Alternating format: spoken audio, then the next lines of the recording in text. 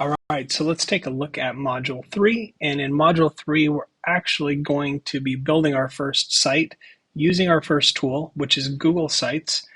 And in the last module, we actually created something that looks like this. I'm sure yours looks better than mine does, but it's a 3-page website plan that shows thumbnails of each page.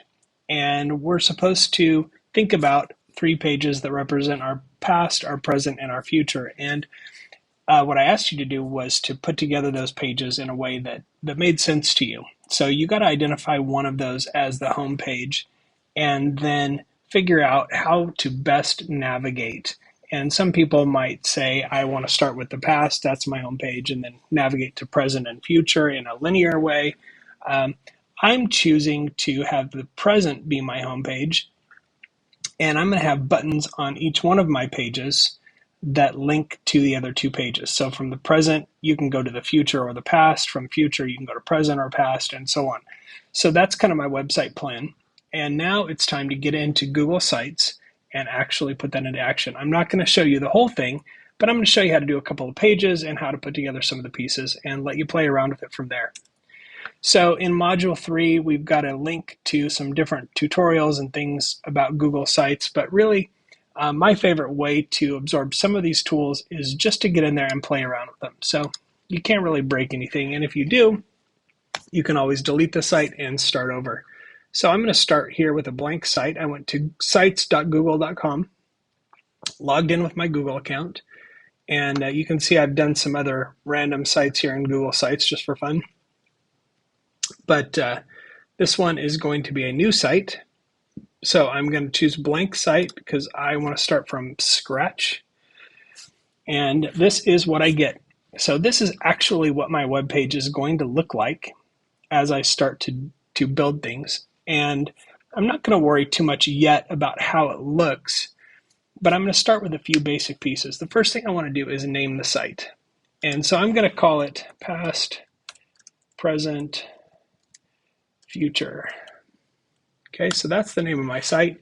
And you can see as soon as I type it, it puts it up here in the main part of the site here as sort of a masthead. And as I create new pages for the site, they will automatically be added to my navigation here. I'm still going to put buttons and things inside my text, but you'll see the main navigation gets created up here. So on this one, I'm going to call it present, because that's my main page. So this is my home page of the site. And if I come over here to the right and I click pages, you can see the home page. That's what I'm on right now. So I want to create 2 more pages now that I kind of have an idea of what I'm doing. I've got the present, which is my home page, and I'm going to create a future and a past. So I'm going to create a page, future, and I'm going to click past, 1 more page, done. And you can see it goes to whatever page I choose or whatever page I create in addition to adding them over here. So I can use this to navigate between those 3 pages now. And I can also use this navigation bar up here to do the same thing. So that's great. That's what I want. And now I've kind of got my pages fleshed out for the site. It's up to me to create each page. So I'm going to go back to my home page for present, and I am going to first insert a couple of buttons that will allow me to go from page to page without having to go up here to the navigation. I'm going to put them right here in the middle. So I'm going to go to present. I'm going to create a button, and I'm going to say the past. And that's the name of the button. This is what appears on the button. And then I'm going to choose what I want to link to and click insert. And that's great. Now I'm going to do it one more time. And I'm going to do the future and insert it there. And you can see it inserts it in a new row. And that's not really what I want. What I want is my buttons to be up here kind of next to each other, sort of in the middle of the page. So I'm going to actually just take that button and grab it, and I'm going to drag it up here. I'm going to take the same one over here, and I'm going to drag it over until it's into that spot.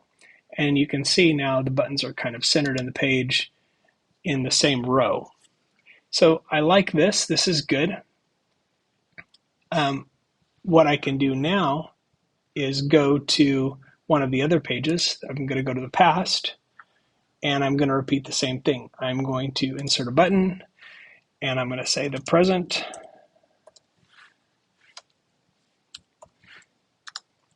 Click home, and then I'm going to add another button that says the future, and click future. Drag those up to the spot where I want them, and there's that page. And then same thing for the future, except I won't do it right now because I don't want to bore everybody by doing the same thing 10 times. So now I have my navigation between the pages kind of set up, and I also have the page header and the title and things like that. If I want to, I can put an image in here. I'm just not going to do that right now. You can go ahead though if you want. Maybe you can do that later. So I'm going to insert now one of these content blocks, which sort of has a suggested layout that I can use for the page. And so if I want to, I'm just going to click one of these, and you can see it puts it in right here. And for each one of these spaces, I can choose what I want to put in there. For this one, I'm actually going to use a YouTube video. I'll use the YouTube video that I used for the welcome to this class, which shouldn't be too far back. There it is. Click select. I could have used an image or something else. And then down here, I'm going to select an image. And if I go to my Google Images,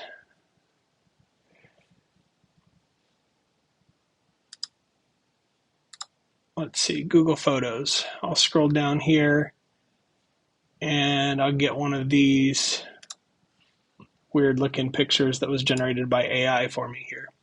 There we go. Absolutely terrible, but I'm going to use it anyway. So there we have this. And in this spot, I could choose something from Google Drive. I could put a calendar, a map. I can upload something if I want to, like an image. Or if I hit delete here, what I can do is I can enter a text box, and is some text. Okay, so this text box appears down below, and where I obviously want it is up here. But just like the other pieces, I can take it and drag it. And as I get up there, you can see that the text box appears where it's going to take up space. So I drop it there, and now I can actually put that text there. I might say something like, hello, welcome to my site. Ooh, all caps. All right, so this site is about my past, present, and future. Feel free to check it out. Whatever text I want to put in there. Let's make this a title, which makes it bigger and different font and different color according to the theme. And this text will leave normal. I just want it to be a little bit bigger. So there we go. That looks nice. And if I fill all of that in, then I can put some other stuff there. If I wanted to, I could throw another image in there by clicking Images. And I could select again from Google Photos. Let's see here. This is a great shot of the Disneyland castle from a recent trip.